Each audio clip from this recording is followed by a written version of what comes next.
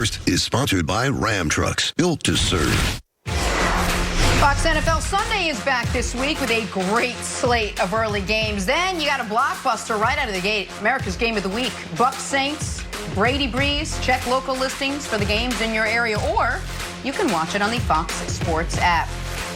All right, guys, we're going to get to Patrick Mahomes in a second. But first, the Rams made Jalen Ramsey a very happy man, making him the highest paid defensive back in NFL history, signing the star corner to a 5-year, $105 million extension yesterday. Makes me wonder why I don't play defensive back. Brandon, money well spent for L.A.? It makes me wonder. Absolutely. They're going to need him. There's a lot of really good pass catchers in this division. You start with the 49ers and Deebo Samuel and also Kittle. You go over to the Hawks and you got Metcalf in the second year. You got Tyler Lockett, and you add Josh Gordon. And then, you got D-Hop, who can arguably be the best receiver in football. So they definitely needed this guy. Money well spent. They definitely needed him, all right, guys. But I don't think it's going to make a huge impact on winning. They've got maybe the best corner and maybe the best D tackle in football, but their offense, their quarterback play, and the way that cap has been mismanaged, I think they're going to be very expensive players on a losing team this year, Jenna. Yeah, no, I was going to set you up with. We talked about that early this week, how the Rams were going to do. Time now for Drawing a Blank. The NFL gets back underway tonight. Texans-Chiefs set to kick off at 8:20. Guys, I got a bunch of questions for you, so sit back, relax. Whoa. Let's talk some football. Brandon, start with you. The player with the most approved this season is blank. Ooh, Odell's a good one, but I'm going to go with Baker Mayfield, his buddy. His first year was awesome, just tremendous. His second year, he went to the other end of the spectrum, just bad all around. On the field, pick sixes, off the field, fighting with media, just was bad. He has a new head coach. He has a revamped offensive line. There's no excuse for this guy not to get back on track. So look for Baker Mayfield to bounce back. Brandon, listen, Baker Mayfield is the right answer. That's the correct answer. And if it didn't make for boring television, I would have just said Brandon's right and we'd move on. So I'm going to give the second best answer. Jared Goff. Jared Goff is the highest paid player in the league this year, the biggest cap hit.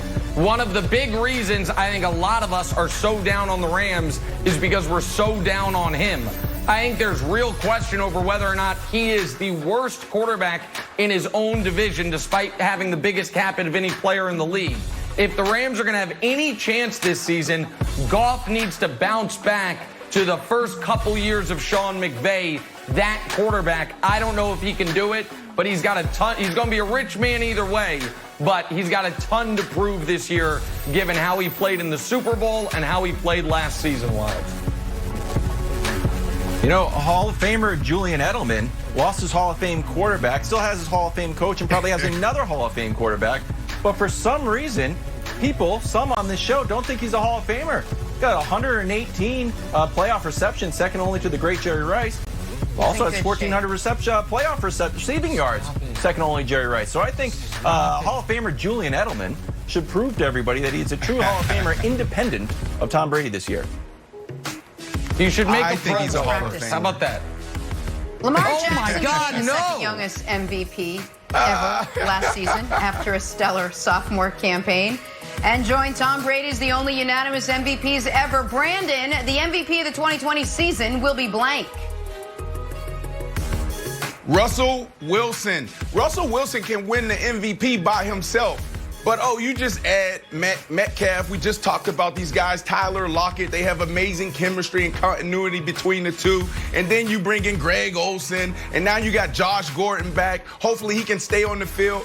But this guy can easily be the MVP, not only once, but twice, 3 times, 4 times. Love this kid. Well, go ahead, Nick. Listen, Brandon, I love that answer. I think he's the second best player in the whole league.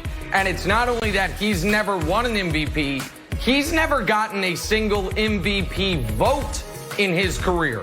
So it feels like he's due. But I said he's the second best player in the league. Who's the best player in the league? Who has the best weapons in the league and the best path to an MVP? It's the guy right over my shoulder. I know it sounds like a homer pick. It's also the right pick. Patrick Mahomes is the best bet for the 2020 MVP, the MVP of the 2020 season Wilds. I assume you're going to give it to the Pats long snapper. I would if I could, but I decided to go in a different direction. I'm just going to say a running back overall. Look, this last decade, we've had 7 straight quarterbacks get the award. The last running back to get it was AP. The previous decade, we had 3 running backs get it. Sean Alexander, LT got it, Marshall Faulk got it. So why don't we bring back the running back for MVP? McCaffrey went 1,000. Kamara's going to have a big year. The Saints going to be good. Maybe Zeke goes. Maybe Derrick Henry gets it. So I'd like to see a running back get MVP this year. You think Clyde Edwards-Helaire going to win Offensive Rookie of the Year and MVP? Interesting. I don't think he said that. I was listening. Let's talk just NFC now. Tom Brady and the Bucs join a crowd of contenders, including the defending conference champion 49ers, the Cowboys, the Saints, and the Green Bay Packers.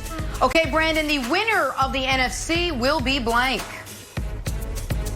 It's going to be the Hawks, Seattle Seahawks, led by Russell Wilson, MVP. At the end of the show, everybody's going to know I'm high on the Seahawks and every player that they have. Absolutely love this team. The recipe doesn't change. The continuity, the chemistry. They have a quarterback that can play, and he needs to be unlocked and unleashed. Let him throw it more. They can run the ball. They can play really good defense, and they're well coached. So for that reason, I'm picking them. And then I'll throw this in there, too. I think they have the best plan against COVID-19. Oh, that's a very interesting wrinkle. Rainan's really impressed by how strict Seattle was by cutting that guy who snuck the young lady into his hotel room. Brought that woman. I would love to pick Seattle if I had confidence they were going to quote the great Mina Kimes and all of Seahawks Twitter, let Russ cook. Instead, I just feel like they're going to just let him simmer, maybe on a low boil instead of fully cook. So I'm going to go with the Dallas Cowboys. Can't boil water. If Jimmy Garoppolo is good enough to get a loaded team into the Super Bowl, then Dak Prescott, who's better than Jimmy G, absolutely can. Zeke, I feel like, is going to be excellent. That Michael Gallup's underrated. CeeDee Lamb maybe a little overhyped, but is going to, I think, have a fantastic rookie season. Their biggest weakness is secondary, and the best player available on the open market is in the secondary, and Earl Thomas. I wouldn't be surprised if they had him at some point. So I'm going with the Dallas Cowboys, a team that has been overhyped in recent years, but I think is properly hyped, if not a little underhyped this year, Wilds. Look, there's 2 ways to answer this question. You can answer it with your heart or your head. My head said the continuity of the Saints and Drew Brees' big year coming in his final year will have an Elway type end to his career. My heart says, wouldn't it be great if Joe Judge did something special? Taping tennis.